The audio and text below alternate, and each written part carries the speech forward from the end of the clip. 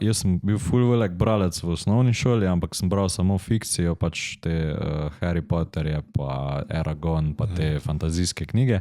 In pol sem prišel v srednjo šolo, pa sem nekako izgubil interes, mogoče zato, ker sem tako mladinsko literaturo bral, ampak v srednji šoli se mi zdi, da je totalno napačna izbira gradiva, ki se ga daje za brat.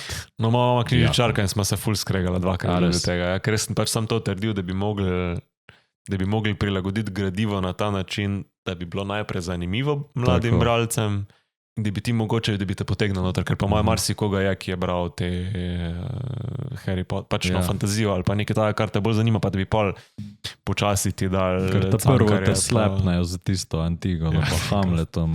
Da pa se tudi slovenska književnost. Razumem, da pač je to nekaj, ko moraš predelati. Pa v redu, daš to dijaku za prebrat, ker sam se ne bo spravil tega prebrat, mogoče kot nek challenge, ampak problem je, da moj pogled na to, ko gledam nazaj, je, kot da smo skozi same take knjige dobivali.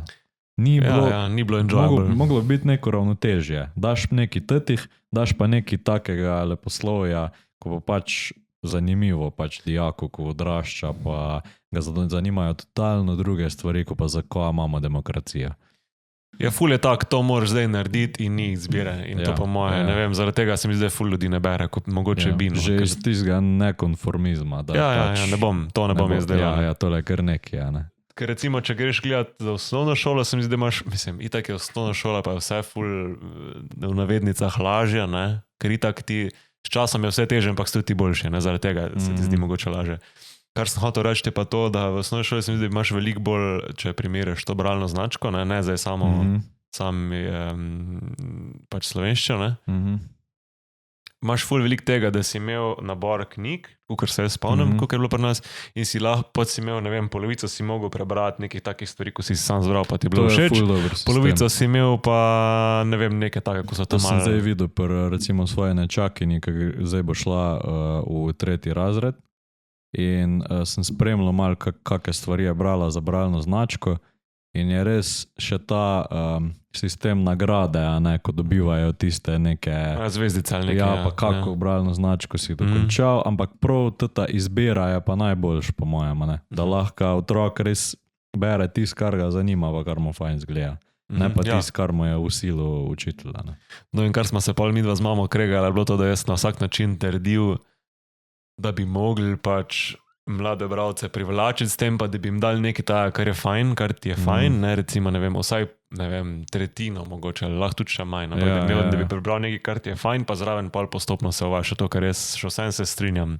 Ne moraš ti prebrati so to leposlovje, pa vse Cankarje, pa Jurčiče, pa Tuče, vse to. To so, veš, koliko knjig smo mi, ker to je preveč vsega. Koliko smo jih obdelali, samo kot da je razložila, kaj se je zgodilo. Mene je že fajn, če povežeš malo zgodovino za razumevanje obdobja slovenska književnost. No. To mislim. Jaz mislim, da je ful lažje si pa predstavljaš, kak je bilo, pa ne vem, da imaš pač okvir, ja. Pa zdaj sem recimo Cankarjem, pač dejansko vidiš, v čem so živeli, pa tako, no. Pa če ne druga, malo širiš obzorje. Se tudi zdaj, če bi se spravil iste knjige še enkrat brat, bi jih čist drugač razumel, ko pa si takrat. Takrat je bilo sam bedno. Ker recimo pol, ko smo pa mi prišli do tega nadrealizma, pa dramatika, absurda, pa tudi preobrazba, pa dogodek v mestu Gogi, pa ko so bili strahovi, to je bilo pol meni ful zanimivo.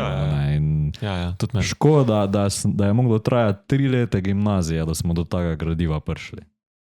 Sem si tudi verjetno si ti zdaj, ne vem, recimo meni je bila gospa Bovary ful fajna knjiga, to ful fajn, a tebi ne, ja.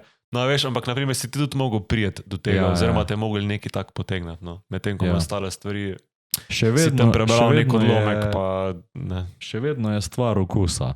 Ja, sigurno. Ker hiter se po mojem tisti profesor zaslepi, da če je neko delo klasika, mora biti vsem všeč in je pomembno, da ga preberejo. Ker tudi mislim, v vsaki umetnosti, tudi v glasbi, v filmih, lahko ti dam zdaj nek Kubrickov Space Odyssey zagledati, pa ko je kot masterpiece tretiran, pa je recimo men, ko sem bil takrat nezrel gledalec filmov, bil totalno dolgocajten.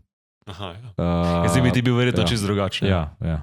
Drage poslušalke in dragi poslušalci, če vam je bil najin podcast oziroma tale epizoda všeč, se naročite na najin kanal, lajkate, subscribite in komentirajte. Ker če ne, vam bo zmanjkalo benzina že v tistem trenutku, ko se lučka pržge. Cin. Kot tvoj avto zvok. Ja.